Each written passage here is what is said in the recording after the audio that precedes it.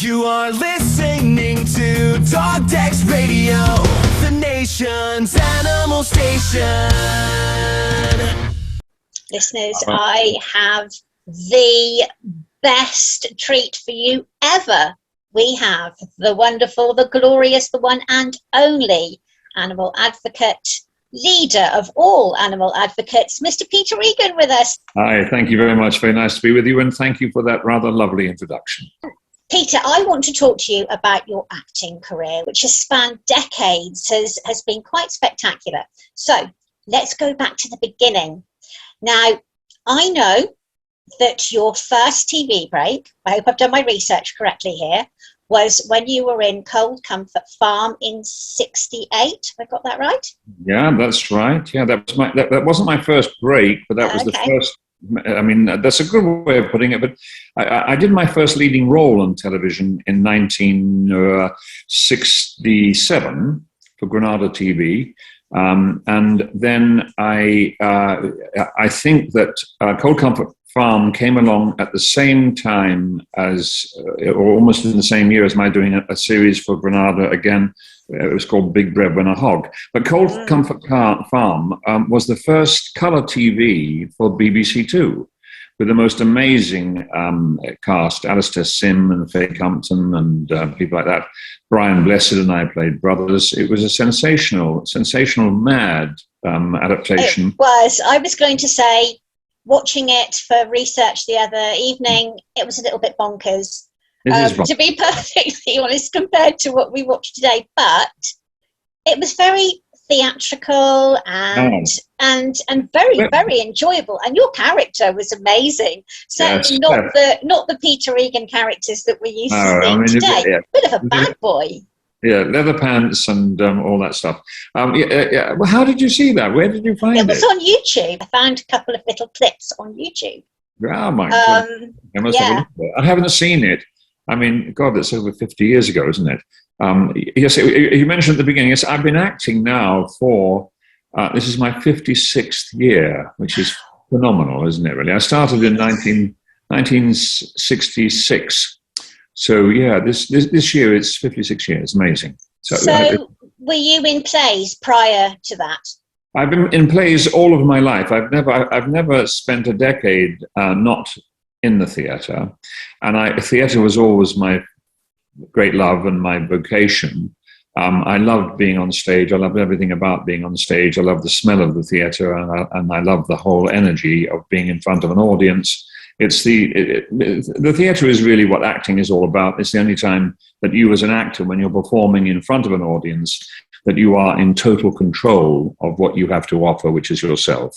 If you're working on television or on film, on television you're controlled by the director and the narrative, and on film you're completely controlled by the director. Your performance is created by the director on the film because you do it in small pieces. Okay. In television, generally television is narrative driven, so you're doing slightly longer scenes, but you are controlled entirely by the narrative.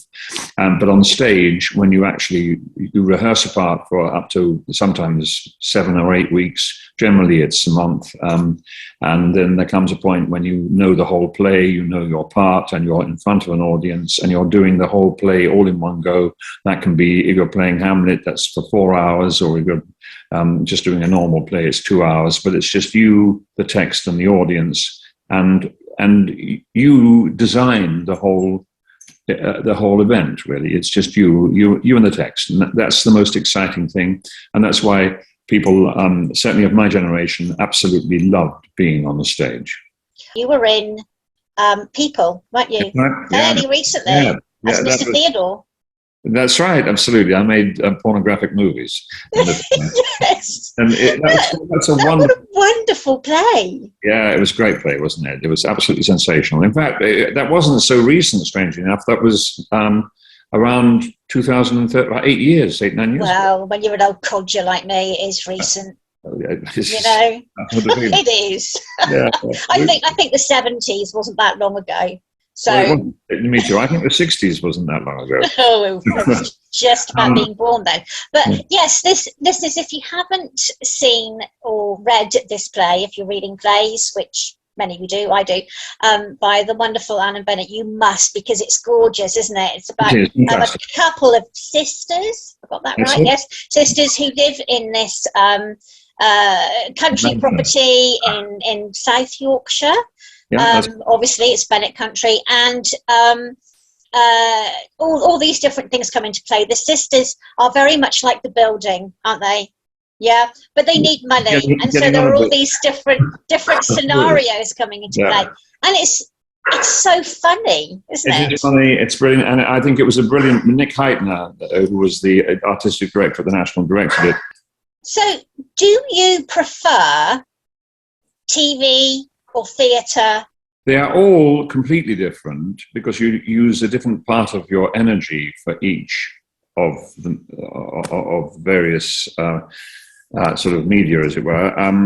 So on the stage, it's much more muscular. It's what we would laughingly refer to as full body acting, because you act with all of you, and you use all of your physical energy. It's very, very tiring working on the stage, exhausting. That used to be my preference. I decided in 2016, I did a trilogy at the National Theatre, a Chekhov trilogy, and I decided then, because at that point I was just reaching 70, I'm 75 now, and I figured it takes too long to do a play now. If you do a play, however long you want to commit to it, the minimum is it will take 6 months of your life. And I figure at my time in life, I haven't got too many 6 months to give away. So sadly, I decided 5 years ago that I would do no more theatre. So at the moment, my favorite medium would, I suppose, be film, really. I love working on film. It's very intimate and it's very personal. It's much more intimate than working on TV. And you get more time on film. On film, you're generally hoping to get about 3 usable minutes a day. But on TV, you're always working on getting about 9. So you have to make much quicker, broader decisions. But if I reflect back over my life, I've always enjoyed all 3 different mediums, and they all have different demands. But ultimately, the thing that really defines what you are enjoying most is the script, really. It has to be in the writing. So I would say, as a broad response to that question, I'm happy to work in any of the mediums so long as the material's good. Very, very good answer, Peter. Excellent. Now, let's talk about Peter Egan and controversy and scandal, and let's go back to when you starred as a London gangster. You threw acid in somebody's face, and there was a terrible furore over that, wasn't there? I do believe that Granada were absolutely jammed with complaints. Now, you were playing, I've got to just look at my notes because my brain's not as young as it used to be. You were playing a character called Hogarth in Big Breadwinner Hog, which you just mentioned. How does that feel when people kick off and make a fuss with regards to the emotions of the actors and all the people involved in the production? Well, what was remarkable about doing Big Breadwinner Hog, that was again in the late 60s. And the 60s, as I'm sure the 70s is you, but the 60s was a remarkable decade where anything went and you felt you could do anything, accomplish anything. It was the most exciting time. And what drew me to the series was that they had Mike Newell directed it, and he wanted all of the violence in it not to be that kind of cardboard violence that you used to see in the Saint, where you could hit someone with a chair and the chair broke and the person still stood up, but if a chair breaks when you're hit by it, you go down. And so we were determined to show violence and the effect of violence as it truly was. And that's what caused the scandal, because there was a lot of excessive violence in it, because it was dealing with the underworld of London in, I think, in the most specific way in terms of physical engagement, and a very true way. So I think that did frighten people very much. They preferred not to be too disturbed by what they were watching. And Hogg certainly, I mean, it was discussed in the House of Commons, I seem to remember. And it was on the, yes, it was. Wow. I think a member of Parliament brought it up as inciting the youth of England to violence, and they reckoned that it was a treasonable act. So they discussed that for a few moments. It didn't go anywhere. But it was, as you mentioned, it was a really big moment in television's time, and in my life as well, because thereafter, for a few years, I was offered Man of Violence and lots of villains and stuff like that, and which is why I decided a year later to go to the Royal Shakespeare Company, and get away from television and playing violent parts for a couple of years, really. Yeah. But it was a phenomenal thing, and as you mentioned, people people talk to me now about it. In fact, you know, and yes, we are over 50 years since it was first made and produced, and I was standing on a Manchester train station about 10 years ago, and I heard a tapping coming from the wheels, and out from under the carriage emerged a wheel tapper. And he was covered in oil, and he had this wonderful instrument, which was his wheel tapping instrument. And he came and stood next to me, and he looked up at me, and he looked like a coal miner, because all you could see was the whites of his eyes. And he said, "Big breadwinner, isn't it?" and now we're talking 40 years after I did it. You know, and I said, "God, that dates you." He said, "I love Big Breadwinner." He said, that was, you know, part of my growing up. And I was just absolutely amazed that he would recognize me all that time later, but also it had made such a great impression on him. And you know, I've get a couple of kind of people in the music world have got in touch with me in the last 5 years, saying what an effect it had on them in terms of their growth as well, because it was very, very kind of pop arty for its time. So yes, a remarkable. Yeah, when I watch stuff from the 60s and the 70s now, I sort of consider it all to be quite experimental. Yeah, it was, wasn't it? Yes, it was. And you know, the mother of what we have now. I think so. Yes, I think great stuff was coming out. There were great writers, you know, because a lot of the writers came to television from the theatre, so they had the great sense of construction. You can see that, you know, and then, of course, the more popular television became, it produced its own writers, and people produced material just for television, and that created, I think, a different tone. And you found then that a lot of, like, Brideshead Revisited and Jewel in the Crown and stuff like that. There were a lot of book adaptations that were happening in the late 70s, early 80s, because I think basically because the material that television was producing for itself wasn't as profound or as gripping as the earlier material. Yeah, but I would think that, wouldn't I? Because I'm an old actor. Well, I agree with you. I'm old. I'm not an actor, but I would definitely agree with you. Let's talk about something completely different, totally different genre. The brilliant Ever Decreasing Circles. Ah, yes. You, Peter Egan, are responsible for many late essays and many grades far beneath my capability, because I was sat in my little flat with my flatmate Jane in 1984.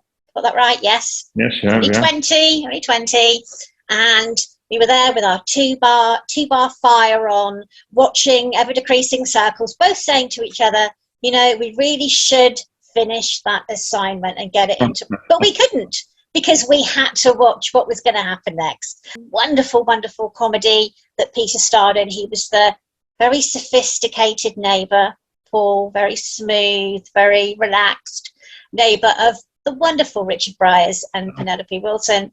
And, you know, you're sort of a foil for Richard Briers' character, who was very sort of stuffy and middle class and very obsessed with everything. And it was just beautiful. Yes. How did you manage to create those episodes without having hours worth of bloopers? What was it like to work with Richard Briers? Well, it was brilliant. The reason I did the series because Richard was doing it. In fact, when I was offered it, I was in New York, and this was in the early '80s, as you said, and there was none of the kind of social media or quick means of communication that we have now. And they were finding it very hard to cast the character of Paul. And so my agent rang me and said they're doing this new series in 2 weeks' time. And by the time I get the scripts to you in New York, you'll be on your way back. So they said, would you accept the job sight unseen without reading this? And I'd never done that before. I'd always read what I was going to accept. So I said, what's it called? Is it Ever Decreasing Circles? I said, a funny old title. I said, who's in it? And he said, Richard Briers and Penelope Wilton. And I said, without thought, I'll do it, because I'd admired both of them so much and seen them both in so many things in the theatre that I loved. And Richard, I always thought, was the most amazing. He was a great straight actor, but he was also a wonderful, wonderful clown and comedian. So he was the reason I chose to do it. So coming back, and we started work on it.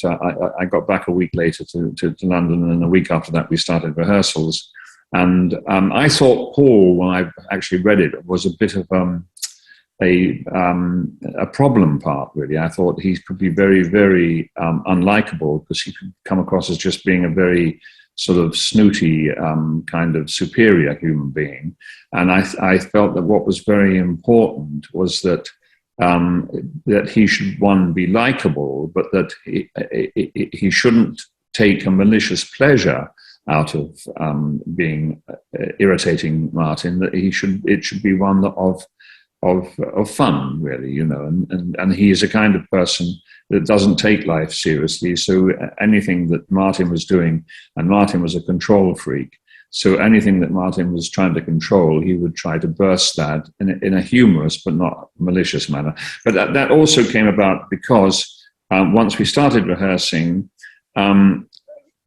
I laughed so much at what Richard was doing. He made me laugh all the time, to the point that when we were actually doing live recordings, we had to stop because I couldn't stop laughing.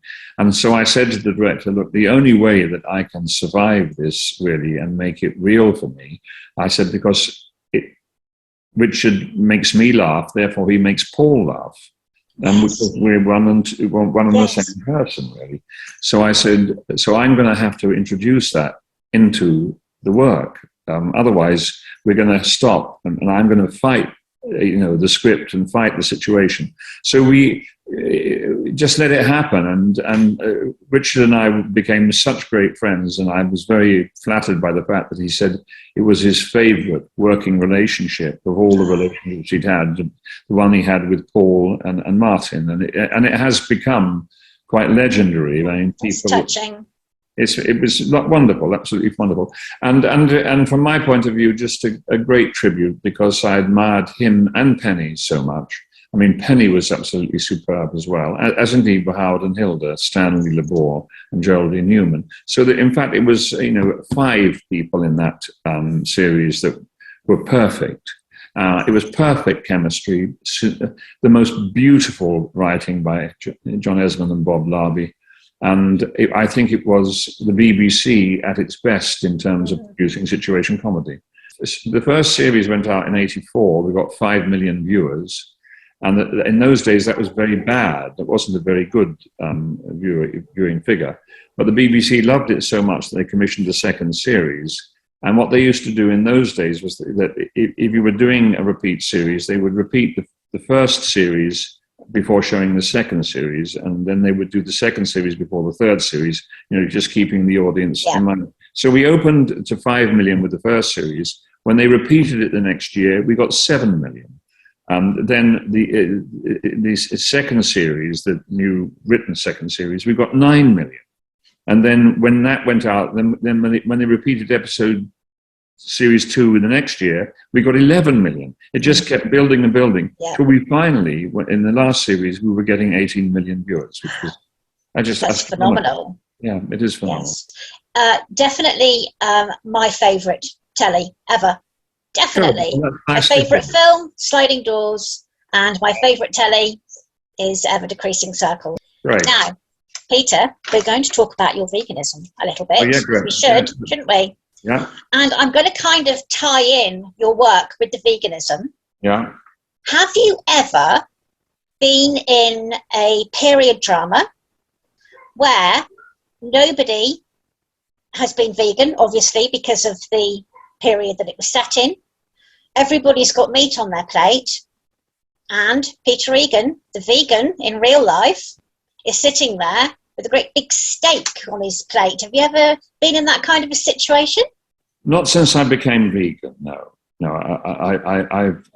I'm a late vegan, really. Because I became vegan after watching Earthlings, and that was about 12 years ago. And I was so shocked by that remarkable film about industrialized animal slaughter. Yes, so you haven't ever been in that situation at all. So no, and I do. I mean, it's in my contract for every job I do. When people ask if you have any special requirements, for want of a better image, I mean, it is stated that I am a vegan, and that so I won't eat any animal product in any circumstance. And also, you have location caterers when you're filming. And now what is wonderful, and this I've noticed in the last 10 years, all the location caterers, they have on their lunch and dinner menus a vegan option. So, which I think is very forward-thinking and also right, and I think it's absolutely great and inspiring. Also, what is very nice is that I find that my colleagues, my people I'm acting with, if we're all having lunch together, 9 times out of 10, they will choose the vegetarian or the vegan option if they're sitting. That is really nice to hear. That's very nice, and I find that to be very touching and unifying. And also some people say, "I'm sorry, I'm going to eat the meat," and I say, "Don't apologise to me. Apologise to the plate." Yes, quite. So, in those early days of having that vegan diet, did you find that you needed support with meal planning and so on? You mean advice support? Or yes, I did. And yes, I spoke to a variety of vegan organisations, Viva, of course, and Juliet. And I got advice from vegan friends. And the most important advice I got was keep reading the labels. Read the labels, which I think is, and I think that's something that needs to be addressed in meat production. If you're going to eat meat, I think it should be very, very clearly labeled, the source of it. But I don't want to think about that, but it's in thinking about labels. They could be much clearer labels, I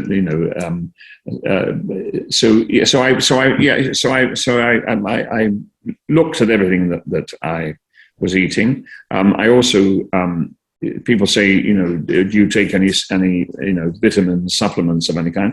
I said, yes, I do, but I don't take really much more than I did when I wasn't a vegan, because you can get all of the nutrients if you choose wisely in terms of your food from the food you're eating anyway. And when I was, a carnivore, I was always taking vitamin B12 and stuff like that. And also, when you were doing a long run in a play, which is tiring, the production manager used to come around and say to the cast, do any of you want a vitamin B12 injection? Wow. Because of, this whole question of, what you lose in terms of nutrients and vitamins by going on a vegan diet, I think is a lot of rubbish. Personally. So do I. Totally agree with you.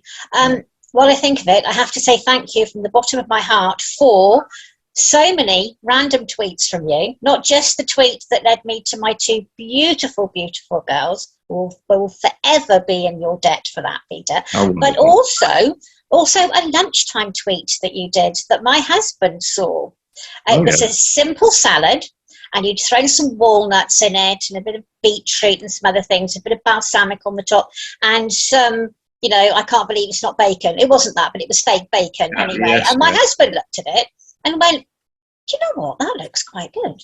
And I've said to him, yes, and I should think that Peter got that himself. So he said, do you know what? I'm going to have that for tea tonight. And we did. And that was his first journey into the kitchen. Yeah, what great. And he's been cooking ever since. Fantastic. That's so wonderful to hear. I need a sat-nav to find my kitchen these days because I am never anywhere near it. So thank you very much for that. Well, totally vegan. Great. And he cooks. That's There really fantastic to hear. Marvelous. Well, I'm really pleased to hear that because, it is very stimulating and relaxing, isn't it? Cooking anyway. And I find it so much more so that when one has no death in the kitchen at all. It's just, inspiring, and it's compassionate food. And I love all of that. I love the fact that it links my head and my heart in a very complete way. And there's no violent obstruction. I find it so difficult, the whole meat eating thing. I'm going to be doing a series of broadcasts for people who are vegan curious at the moment and still eat meat. And my angle will be completely different from what I'm going to say to you now. I'm going to be very gentle. But whenever I see somebody with meat on the plate, I sort of look at it and think, I wonder who that was. Yes. Because they are no different from our dogs and from us, are they, Peter? Not at all, yeah.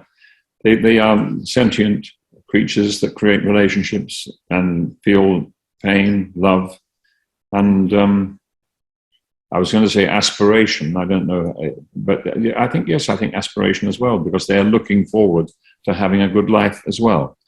Now, I'm going to ask you this question. If you had a vegan message that you could send around the world, Peter, and every single person could hear it, what would that message be?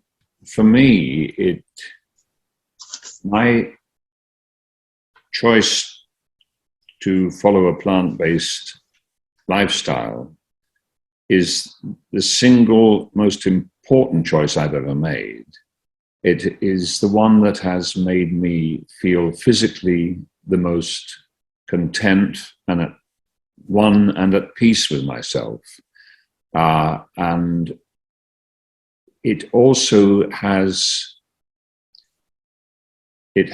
made me feel that I am capable of doing almost anything if I put my mind to it.